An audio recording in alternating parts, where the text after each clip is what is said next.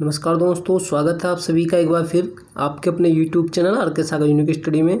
तो दोस्तों आइए शुरू करते हैं हिंदी पैडागोजी की क्लास। और ये हिंदी पैडागोजी की जो है 18वीं क्लास होगी। यदि आपने इससे पहले की जो वीडियो है उन्हें नहीं देखा है तो उन्हें जाकर के देख लीजिए, आपको लिंक इस वीडियो के नीचे डिस्क्रिप्शन बॉक्स में मिल जाएगा। तो देखते हैं आज के क्वेश्चन। देखिए इसमें जो 31वां क्वेश्चन है ये है कि भाषा की पाठ्यपुस्तक में डैश से संबंधित पाठ होने चाहिए। तो जो भाषा की पाठ्यपुस्तक होती है उसमें किससे संबंधित पाठ होने चाहिए, क्वेश्चन में ये पूछा गया है। तो पहला ऑप्शन है विज्ञान, सेकंड है संस्कृति, थर्ड है साहित्य और लास्ट ऑप्शन है कि ये सभी। तो यहाँ पर जो आंसर होगा वो हो जाएगा फोर्थ ऑप्शन, ये सभी। तो जो भाषा की पाठ्यपुस्तक है उसमें जो पाठ होने चाहिए वो विज्ञान से संबंधित भी होने चाहिए, संस्कृति से भी और साहित्य से भी। विज्ञान का मतलब है यहाँ पर मतलब विज्ञान से संबंधित 1 या 2 लेसन उसमें होने चाहिए।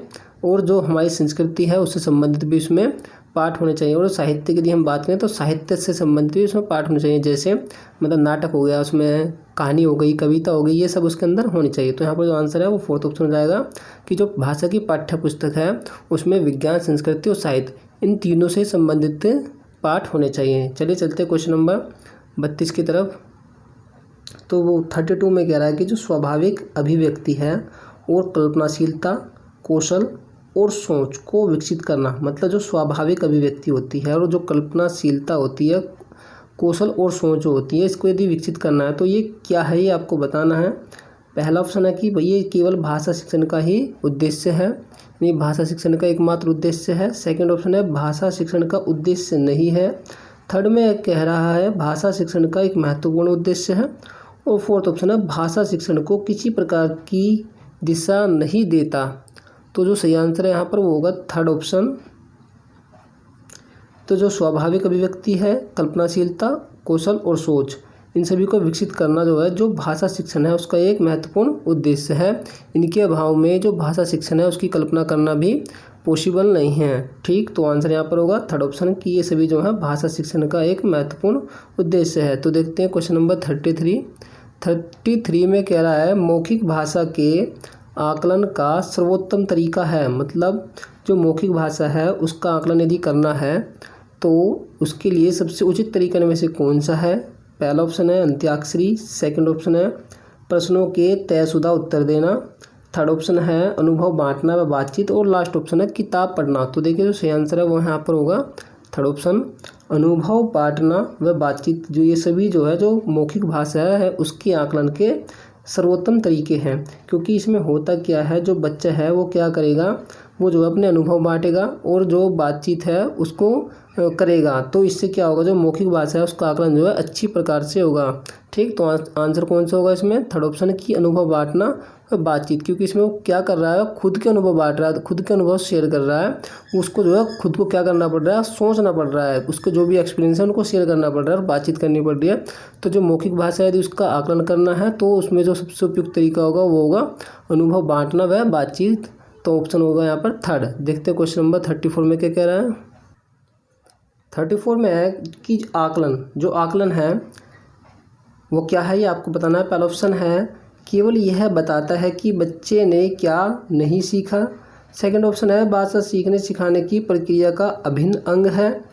थर्ड ऑप्शन है पाठ समाप्ति पर ही किया जाता है। और लास्ट ऑप्शन है मूलतः शिक्षक केंद्रित ही होता है। तो सही आंसर यहाँ पर होगा सेकंड ऑप्शन। तो जो आकलन होता है ये भाषा सीखने सिखाने की प्रक्रिया का अभिन्न अंग है। तो आंसर होगा यहाँ पर सेकंड। चलिए चलते हैं क्वेश्चन नंबर 35 की तरफ। क्वेश्चन नंबर 35 में पढ़ने में बाधा यानी रुकावट नहीं है, तो इनमें से कौन सा ऑप्शन है जो पढ़ने में बाधा या रुकावट नहीं है। पहला ऑप्शन में है सारे नियम पहले ही बता डालना, सेकंड है उच्चारण पर ही जोर देते रहना, थर्ड है सटीकता पर ही जोर देते रहना और लास्ट ऑप्शन है लिखी हुई चीज़ का अर्थ निकालना। तो जो सही आंसर है यहाँ पर वो होगा फोर्थ ऑप्शन।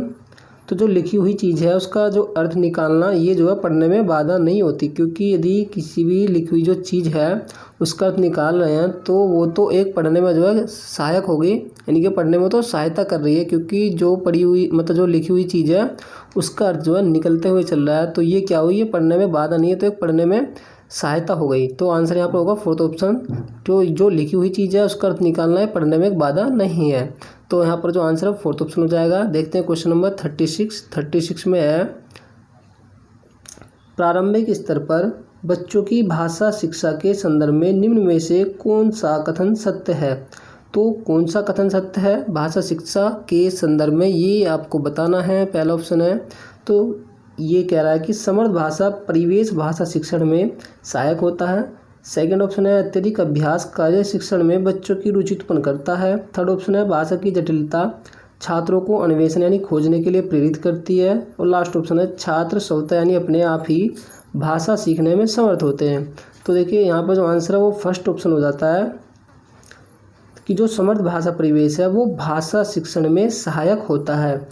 समर्थ भाषा परिवेश का मतलब होता है कि ऐसा परिवेश जहाँ से जो बच्चा है वो भाषा अच्छे से सीख सकता हो। मतलब आप ये कह सकते हैं कि ऐसा वातावरण जो बच्चों को भाषा सिखाने के लिए अनुकूल हो। तो आंसर यहाँ पर होगा पहला ऑप्शन। ठीक है, यदि प्रारंभिक स्तर की बात यहाँ पर की जा रही है कि जो प्रारंभिक स्तर है उस पर जो बच्चा है, बच्चों की जो भाषा शिक्षा है उसके संदर्भ में कौन सा कथन सत्य होगा कि जो समर्थ भाषा परिवेश है वो भाषा शिक्षण में सहायक होता है। मतलब जितना समर्थ भाषा परिवेश बच्चे को मिलता है उतना ही जो है क्या होता है, बच्चा भाषा सीखता है। ठीक, तो आंसर यहाँ पर हो जाएगा पहला ही। देखते हैं क्वेश्चन नंबर 37 में क्या है। 37 में है, भाषा की प्रकृति के संबंध में निम्नलिखित में से कौन सा कथन सत्य नहीं है। पहला ऑप्शन में है भाषा का विचारों से गहरा संबंध है। देखिए ये तो सत्य कथन हो गया भाषा की प्रकृति के संबंध में, क्योंकि जो विचार हैं उनका भाषा से गहरा संबंध होता है। क्योंकि यदि भाषा ही नहीं होंगे तो विचार कहाँ से होंगे। सेकंड में है भाषा में केवल भाषा वैज्ञानिकों द्वारा स्वीकृत ध्वन्यात्मक संकेतों का प्रयोग होता है। और थर्ड है भाषा पैतृक संपत्ति न होकर अर्जित संपत्ति है। तो देखिए ये जो भाषा की प्रकृति है उसके संबंध में सत्य कथन होता है, क्योंकि जो भाषा है वो पैतृक संपत्ति न होकर कैसी संपत्ति होती है, वो अर्जित संपत्ति होती है, इसका जो है अर्जन किया जाता है।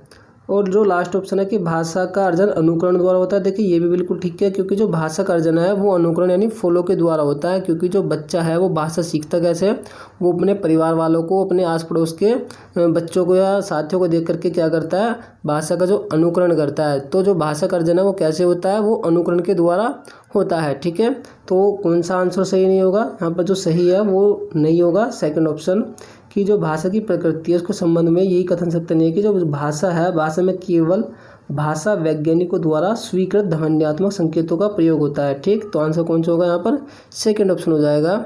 चलिए देखते हैं क्वेश्चन नंबर 38 में उपचारात्मक शिक्षण का आधार है। तो जो उपचारात्मक शिक्षण होता है उसका आधार कौन सा है, निम्न में से आपको बताना है। पहला ऑप्शन है कि निदानात्मक परीक्षण, सेकंड ऑप्शन है सैद्धांतिक मूल्यांकन, थर्ड में है व्यापक मूल्यांकन और लास्ट ऑप्शन है पाठ्य पुस्तक का परीक्षण। तो देखिए बात की जा रही है यहाँ पर उपचारात्मक शिक्षण की। तो उपचारात्मक शिक्षण जो है उसका आधार होता है निदानात्मक परीक्षण। निदानात्मक परीक्षण क्यों होता है, क्योंकि जो निदानात्मक परीक्षण होता है उसका मतलब होता है जो छात्र हैं उनकी जो भी कमजोरी है उनका पता लगाना। तो पहले जो है छात्र की कमजोरी का क्या किया जाता है, पता लगाया जाता है, उसके बाद जो है उसका उपचार किया जाता है, जो कि कहलाता है उपचारात्मक शिक्षण। पहले छात्र की कमजोरी का पता लगाएंगे, फिर उसके बाद क्या कर देंगे, छात्र की कमजोरी को दूर कर देंगे। तो जो पता लगाया था छात्र की कमजोरी का वो लगाया जाता है निदानात्मक परीक्षण के द्वारा। तो इसलिए जो उपचारात्मक शिक्षण है उसका आधार होता है निदानात्मक परीक्षण, क्योंकि पहले क्या किया जाता है, जो छात्र की कमजोरी है उसका पता लगाया जाता है, उसके बाद जो है उसको क्या कर दिया जाता है, दूर कर दिया जाता है या उसका उपचार कर दिया जाता है, जो कि कहलाता है उपचारात्मक शिक्षण। तो याद रखेंगे, तो आंसर यहाँ पर हो जाएगा पहला ऑप्शन निदानात्मक परीक्षण, ये उपचारात्मक शिक्षण का आधार है। चलिए देखते हैं क्वेश्चन नंबर 39 में है, अमृता ने पाठ पढ़ते समय अमूल्य को बहुमूल्य पढ़ा। इस प्रकार का भाषा प्रयोग किस ओर संकेत करता है। पहला ऑप्शन में है वह अक्षर पहचान की जगह अर्थ को समझते हुए पढ़ रही है। सेकंड ऑप्शन है उसे शब्दों के मध्य सूक्ष्म अंतर का ज्ञान नहीं है। थर्ड में है उसे वाचन का अभ्यास नहीं है और लास्ट ऑप्शन में है उसे उपसर्गों के प्रयोग का महत्व नहीं पता। तो आंसर कौन सा है, पहला ऑप्शन हो जाएगा इसमें कि वह अक्षर पहचान की जगह अर्थ को समझते हुए पढ़ रही है, क्योंकि जो अमूल्य है, अमूल्य का अर्थ होता है बहुमूल्य, तो उसने क्या किया, उसने अमूल्य ना पढ़ करके उसको क्या पढ़ दिया, बहुमूल्य पढ़ दिया। तो ये साफ साफ पता लग रहा है कि जो अमृता जो पाठ पढ़ रही है तो वो क्या कर रही है, उसने जो है जब अमूल्य को बहुमूल्य पढ़ा तो वो क्या कर रही है, इससे वो अक्षर पहचान की जगह जो अर्थ को समझते हुए पढ़ रही है, उसका अर्थ जो है क्या है ये समझते हुए पढ़ रही है। तो आंसर होगा यहाँ पर पहला ऑप्शन। चलिए चलते क्वेश्चन नंबर 40 की तरफ। 40 में है, मेरे को तुम्हारे से कुछ काम है। नीलम का यह प्रयोग सिद्ध करता है कि, तो जो नीलम है उसने एक सेंटेंस बोला कि मेरे को तुम्हारे से कुछ काम है, तो ये क्या बताता है, ये क्या दर्शाता है, ये आपको बताना है। पहला ऑप्शन है कि जो उसकी भाषा है वो व्याकरणिक दृष्टि से अशुद्ध है। सेकंड ऑप्शन में वह सर्वनामों के प्रयोग में गलती करती है। थर्ड में है उसे कारक की त्रुटियों का अभ्यास नहीं है। और लास्ट ऑप्शन में है भाषा प्रयोग में बहुत लापरवाह है। तो जो सही आंसर यहाँ पर वो हो जाएगा कौन सा, पहला ऑप्शन, कि जो उसकी भाषा है वो व्याकरणिक दृष्टि से अशुद्ध है, क्योंकि उसने क्या किया, उसने यहाँ पर जो है मुझे के स्थान पर मेरे को प्रयोग किया है कि मेरे को तुम्हारे से कुछ काम है। ठीक है, यदि वो कहती है यहाँ पर कि मुझे तुमसे कुछ काम है, तो क्या होता, वो जो है जो व्याकरणिक दृष्टि है उससे जो है शुद्ध होता। ठीक है, तो यहाँ पर क्या जा सकता है कि जो उसकी जो भाषा है वो व्याकरणिक दृष्टि से क्या है, अशुद्ध है, क्योंकि उसने जो सर्वनाम है उस सर्वनाम का प्रयोग क्या किया, गलत क्या हुआ है। यहाँ पर जो सर्वनाम है वो क्या आएगा, मुझे आएगा, मुझे तुमसे कुछ काम है, क्या आएगा यहाँ पर, मुझे, यहाँ पर आएगा तुमसे। तो जो सर्वनाम उसने उसका क्या किया, गलत प्रयोग। और जो सर्वनाम है उसको किस में पढ़ा जाता है, उसको जो है व्याकरण में ही पढ़ा जाता है। ठीक, तो आंसर इसलिए यहाँ पर होगा पहला वाला कि उसकी जो भाषा है वो व्याकरण दृष्टि से अशुद्ध है, न कि सेकंड होगा कि वह सर्वनाम के प्रयोग में गलती करती है। देखिए जो सर्वनाम है वो किसके अंदर आता है, वो आता है व्याकरण के अंतर्गत ही आता है। तो इसलिए यहाँ पर आंसर कौन सा होगा, पहला ऑप्शन होगा कि जो उसकी भाषा है वो व्याकरणिक दृष्टि से अशुद्ध है। चलिए देखते हैं क्वेश्चन नंबर 41 में कह रहा है, भाषा शिक्षण में वर्णनापरक कार्य करवाना सहायक होता है। तो जो भाषा शिक्षण होता है उसमें जो वर्णनापरक होता है वो कार्य, तो वो किस में सहायक है ये आपको बताना है। पहला ऑप्शन है कि जो छात्रों की कल्पना शक्ति है उसके विकास करने में। सेकंड ऑप्शन है कक्षा की वृत्तियों को सही दिशा में लगाने में। थर्ड ऑप्शन में है कक्षा में अनुशासन बनाए रखने में। और लास्ट ऑप्शन है कक्षा में परिवेश से जुड़ने का अवसर देने में। तो देखिए यहाँ पर बात की जा रही है भाषा शिक्षण की, भाषा शिक्षण में वर्णनापरक की। देखिए सबसे पहले मैं आपको बता दूं कि भाषा शिक्षण में जो वर्णनापरक है इसका अर्थ क्या है, वर्णनापरक कार्य करवाने का। देखिए मान लीजिए आप एक शिक्षक हैं और आपने अपने बच्चों से कहा कि आप जो है किसी भी मतलब कोई भी टॉपिक है उसके विषय में आप जो है अपने शब्दों में वर्णन कीजिए। ठीक, तो इससे क्या होगा, तो जो छात्रों की जो कल्पना शक्ति है उसका विकास होगा, क्योंकि बच्चा क्या करेगा, खुद से इमेजिन करेगा भाई उसके बारे में कि भाई इसमें क्या क्या होता है। ठीक, तो आंसर यहाँ पर होगा पहला ऑप्शन कि छात्रों की कल्पना शक्ति के विकास में। तो आई होप आपको जो है क्लियर हो गया होगा कंसेप्ट। चलिए चलते हैं क्वेश्चन नंबर 42 की तरफ। यहाँ पर आंसर होगा पहला ही। 42 में है, भाषा में आकलन करते समय आप किसे सबसे कम महत्व देंगे। मतलब यदि आपको भाषा का आकलन करना है और आप एक जो है भाषा के शिक्षक हैं तो आप सबसे कम किसको इसमें महत्व देंगे। पहला ऑप्शन है प्रश्नों का निर्माण करना। सेकंड ऑप्शन है परिचर्चा। थर्ड ऑप्शन में है सृजनात्मक लेखन। और लास्ट ऑप्शन है प्रश्नों के उत्तर लिखवाना। तो सही आंसर क्या है, तो देखिए सही आंसर होगा यहाँ पर परिचर्चा, क्योंकि आपको क्या करना है, आपको जो है भाषा का आकलन करना है। ठीक, तो आकलन में जो है जो परिचर्चा होता है ये क्या होता है, ये सबसे कम महत्वपूर्ण होता है। चलिए देखते हैं क्वेश्चन नंबर 43 के तरफ। 43 में है भाषा शिक्षण की प्रक्रिया। तो जो भाषा शिक्षण की प्रक्रिया है वो कैसी होती है ये आपको बताना है। पहला ऑप्शन है कि अत्यंत जटिल प्रक्रिया है। सेकंड ऑप्शन में है भाषा की कक्षा में ही संभव है केवल। थर्ड में है घर में संभव नहीं है। और फोर्थ में है विभिन्न विषयों की कक्षाओं में भी संभव है। तो देखिए जो भाषा शिक्षण है वो क्या है, वो विभिन्न विषयों की कक्षाओं में भी संभव होती है। तो यहाँ पर आंसर कौन सा होगा, वो फोर्थ ऑप्शन होगा, है ना। ये नहीं है कि जो मतलब भाषा शिक्षण है वो जो है केवल एक ही विषयों की कक्षा में होगा, विभिन्न विषयों की कक्षा में भी क्या होती है, भाषा संभव होती है। क्योंकि यदि हम बात करें, मान लीजिए आपका जो मैथ है वो भी जो है किसी न किसी भाषा में लिखा होगा। आपकी जो एसएसटी है यानी हिस्ट्री हो गया, भूगोल हो गया, और जो आपकी साइंस है वो भी किसी न किसी भाषा में लिखी होगी। तो इससे साफ साफ जो है स्पष्ट होता है कि जो भाषा शिक्षण है वो विभिन्न विषयों की कक्षाओं में भी संभव है। जितने भी मतलब विषय हैं वो सब किसी न किसी भाषा में होते हैं। ठीक, तो इसलिए जो भाषा शिक्षण की प्रक्रिया है वो क्या होती है, वो विभिन्न विषयों की कक्षाओं में भी संभव होती है। तो आंसर यहाँ पर कौन सा होगा, फोर्थ ऑप्शन होगा। चलिए देखते हैं 44 क्वेश्चन 44 में है कि द्वितीय भाषा के रूप में हिंदी सीखने का मुख्य उद्देश्य है। तो देखिए पहले क्वेश्चन को समझ लेते हैं अच्छी तरह, फिर उत्तर अपने आप ही निकल जाएगा।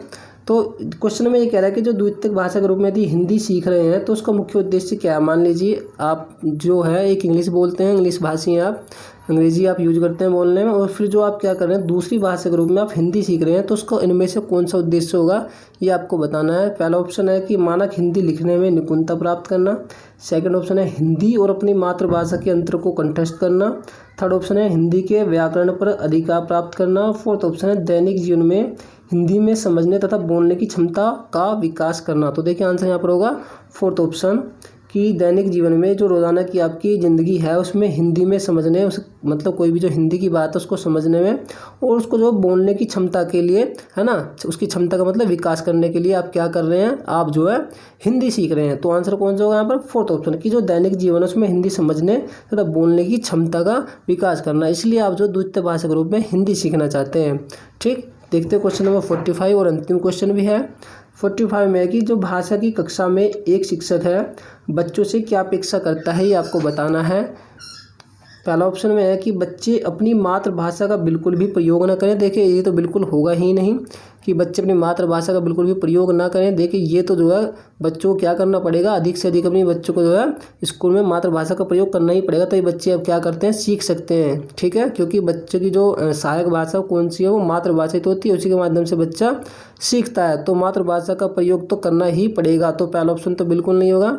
सेकंड ऑप्शन है बच्चे सवालों के बंधे बंधाए जवाब न दे। तो देखिए यहाँ पर जो आंसर है वो सेकंड ऑप्शन ही होगा कि जो बच्चे हैं वो सवालों के बंधे बंधाए जवाब न दें। बंधे बंधाए जवाब से मतलब है, मान लीजिए आप एक शिक्षक हैं और आपने जो है कुछ क्वेश्चन सोल्व करवाए हिंदी के, आपने उनको मतलब लिखवा दिया और आपने क्या किया, आपने जो बच्चों से फिर उनको जो पूछना शुरू किया कुछ दिनों के बाद, तो बच्चों ने क्या किया, जो आपने लिख रखा है और उन्हीं के जो है मतलब ऐसी की ऐसी उत्तर जो है आपको सुना दी जैसे आपने लिखवाए थे।